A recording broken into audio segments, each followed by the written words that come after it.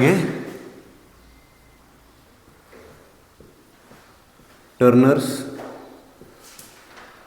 Syndrome.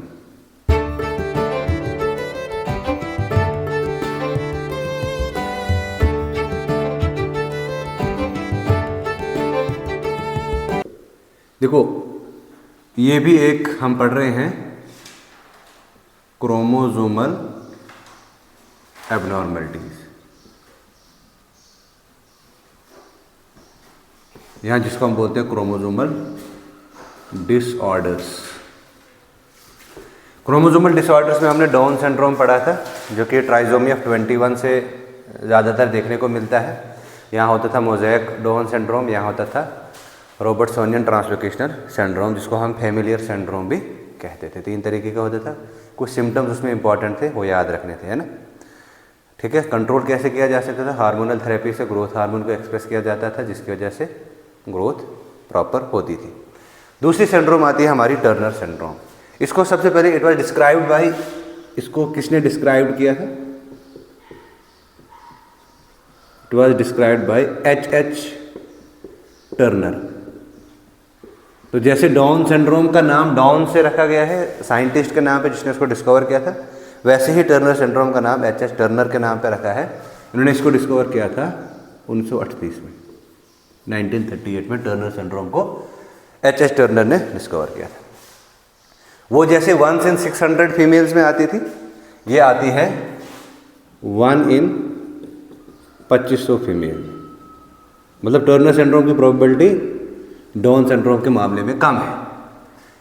ठीक है ना। 2500 फीमेल जब बर्थ देगी, 2500 फीमेल बर्थ में से एक बर्थ जो होगा वो टर्नर सिंड्रोम होगा, है ना।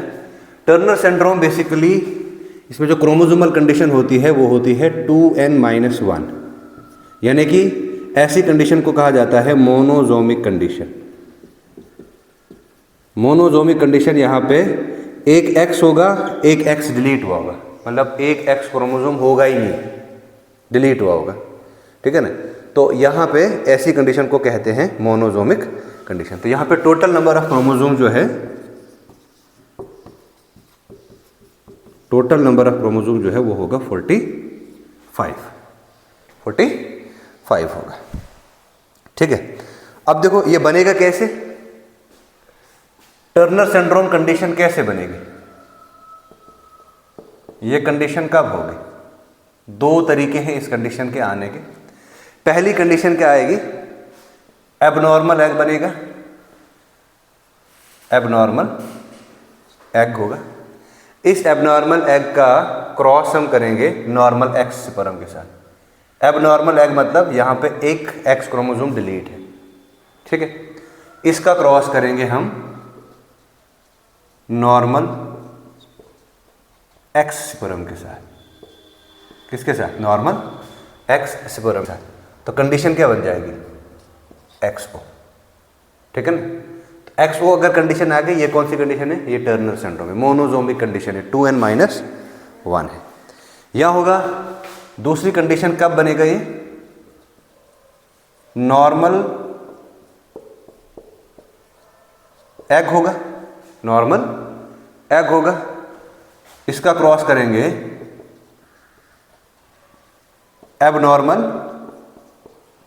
स्पर्म के साथ, तब भी कंडीशन क्या आ जाएगी? X0। तो 2 कंडीशनें होंगी। अब ये होगा कब? ये टर्नर सिंड्रोम कब होती है? इट अकर्स, इसके कॉज ये कब होगी? पहला कॉज आप इसको लिख सकते हो नॉन डिसजंक्शन ऑफ क्रोमोसोम। मतलब क्या हुआ? क्रोमोसोम प्रॉपरली अलाइंड नहीं होगा। Non disjunction of chromosome during pachytene stage of prophase 1 of meiosis 1। तो नॉन डिसजंक्शन ऑफ क्रोमोसोम की वजह से, नॉन डिसजंक्शन ऑफ क्रोमोसोम की वजह से ये कंडीशंस आती है। और क्रोमोसोम कौन सा होगा? फीमेल XX क्रोमोसोम में नॉन डिसजंक्शन होगा, यानी कि इसमें एबनॉर्मलिटी आएगी। इस एक X में एबनॉर्मलिटी हो जाएगी, एबनॉर्मल होगा, और एबनॉर्मल की वजह से ये उड़ ही जाएगा, यानी कि मोनोजोमिक कंडीशन की वजह से होगा। और ये मोनोजोमिक कंडीशन किसकी वजह से आती है? नॉन डिसजंक्शन ऑफ क्रोमोसोम की वजह से आती है। किसकी वजह से आती है? नॉन डिसजंक्शन ऑफ क्रोमोसोम की वजह से आती है ना। यहाँ पे जो पेशेंट्स है वो तो फीमेल बनेगा but without Barr body. Here patients are female but without Barr bodies. मैंने आपको बताया है अगर बार बॉडी प्रेजेंट है तो फीमेल है, अगर बार बॉडी एब्सेंट है तो मेल है। हमने जब पढ़े थे sex determination, chromosomal sex determination होता था, बार बॉडी सेक्स डिटर्मिनेशन होता था। तो बार बॉडी में मुर्रे बार ने जिसको बताया था बार बॉडी, फीमेल में एक बार बॉडी होती है, मेल में कोई बार बॉडी नहीं होती है। तो ये फीमेल्स होंगी जो विदाउट बार बॉडीज होंगी, ठीक है। अब यहाँ पे जो कैरियोटाइप आएगा, इस केस में कैरियोटाइप क्या आएगा? इस केस में जो कैरियोटाइप है वो 45 और प्लस X0 आएगा, यानी कि एक X क्रोमोसोम इसमें एब्सेंट होगा, ठीक है ना, वो उड़ जाएगा। अब ये तो थे इसके कुछ कंडीशंस जो हमने पढ़ी, काजेज क्या है, कंडीशन कैसे होगी, कब ये बनेगा, और ये कितने में किस पर्सन में होती है, और इसकी कंडीशंस क्या है, 2n-1 है। अब इसके कुछ सिम्टम्स हैं, टर्नर सिंड्रोम के आप कुछ सिम्टम्स हैं, इन सिम्टम्स को आपने ध्यान में रखना है। देखो, टर्नर सिंड्रोम का पहला सिम्टम है शॉर्ट स्टैटर, मतलब हाइट उतनी ज़्यादा, ग्रोथ हार्मोन एक्सप्रेस नहीं होंगे। अभी शॉर्ट स्टैटर को ओवरकम किया जा सकता है। कैसे ओवरकम किया जा सकता है? हार्मोनल थेरेपी दी जाती है, ग्रोथ हार्मोन को इंट्रोड्यूस किया जाएगा, ठीक है ना, एक्सटर्नली ग्रोथ हार्मोन दिया जाएगा, मे बी ये शॉर्ट स्टैटर का मसला हल हो सकता है। दूसरा आता है वेबिड नेक। वेबिड नेक, वेबिड नेक का मतलब होता है ऐसा लगेगा कि शोल्डर के ऊपर सीधा नेक है, शोल्डर के ऊपर सीधा ये सर है, नेक ऑलमोस्ट बहुत कम देखने को मिलती है। Third, puffy hand and feets, puffy hands and feets, ये थर्ड है, पफी हैंड एंड फीट्स आते हैं। उसके बाद लिप्स बहुत नैरो होंगे, नैरो लिप्स, शॉर्ट स्टैटर होगा, वेबिड नेक होगा, पफी हैंड एंड फीट्स होंगे, नैरो लिप्स होंगे। इसके बाद सिट्रलिटी होगी, सिट्रलिटी मतलब जो गोनेडल हार्मोन्स हैं वो एक्सप्रेस नहीं होंगे, ठीक है ना, जो यानी कि सेक्स क्रोमोसोम जो है वो प्रॉपरली फंक्शन नहीं करेगा, सेक्स ग्लैंड जो है वो काम नहीं करेंगे, यानी कि गोनेड्स वेल डेवलप्ड नहीं होंगे, जेनाइटल ऑर्गन्स जो हैं वो अंडर डेवलप्ड रहेंगे इस कंडीशन में भी, है ना। यानी कि इसमें क्या होगा, रिटार्डेड सेक्सुअल प्रोडक्शन,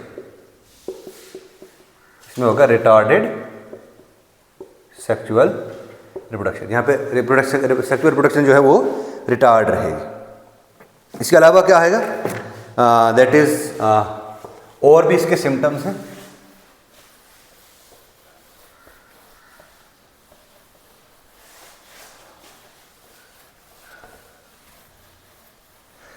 और सिम्टम क्या हो गए, अंडर डेवलप्ड ब्रेस्ट होंगे,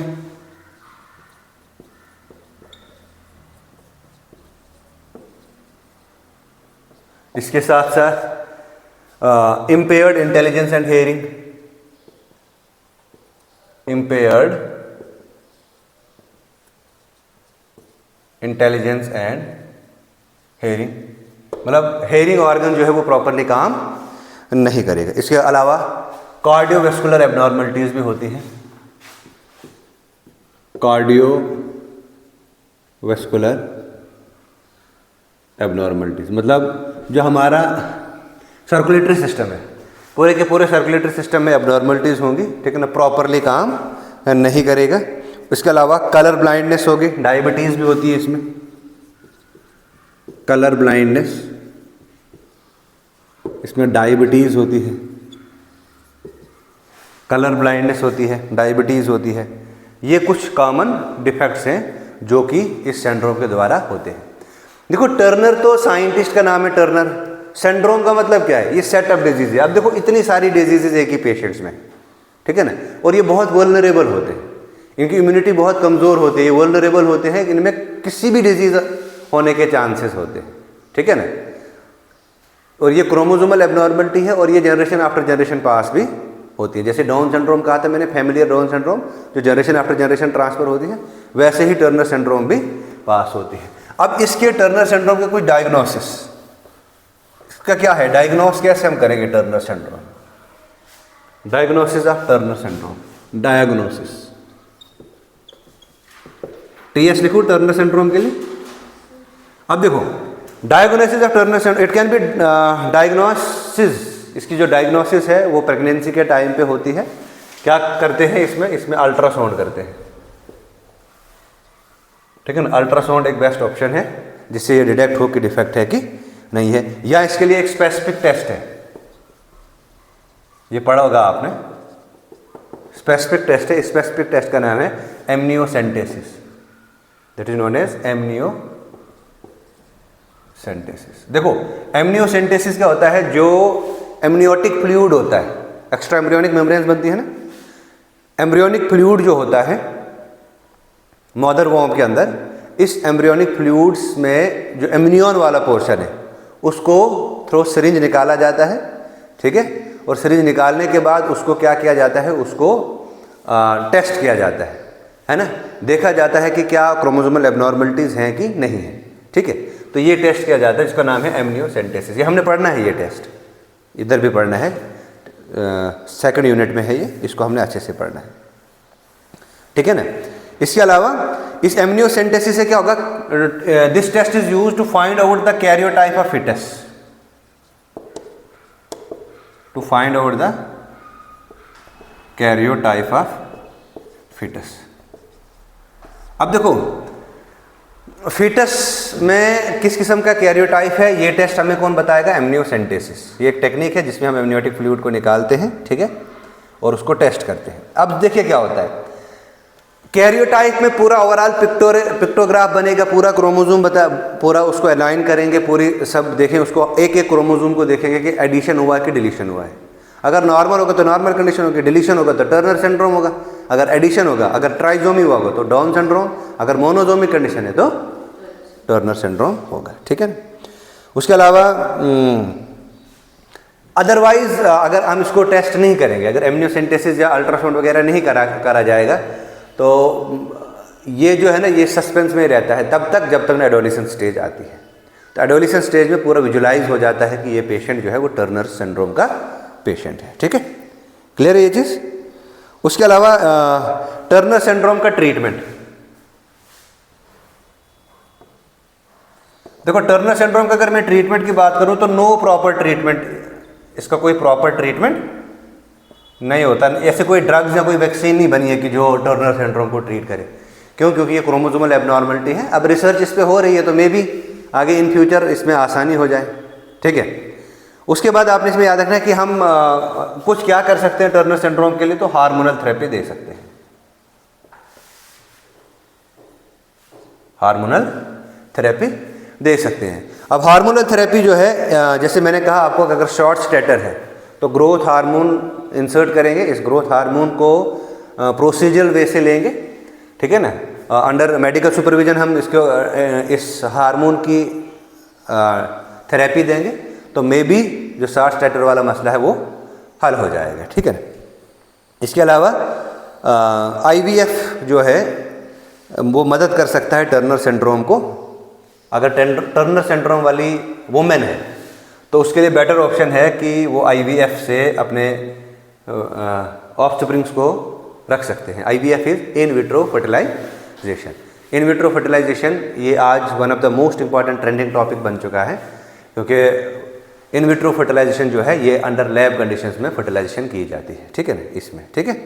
तो ये था हमारा टर्नर सिंड्रोम, जिसमें हमने टर्नर सिंड्रोम को देखा, इसके सिम्टम्स को देखे, सिम्टम्स क्या क्या हैं, और डायग्नोसिस को देखा, और साथ में फिर हमने इसका ट्रीटमेंट देखा। ऐसा इसका कोई क्यूआर नहीं है, लेकिन हार्मोनल थेरेपी हम इसको दे सकते हैं। कोई क्वेश्चन? ठीक है।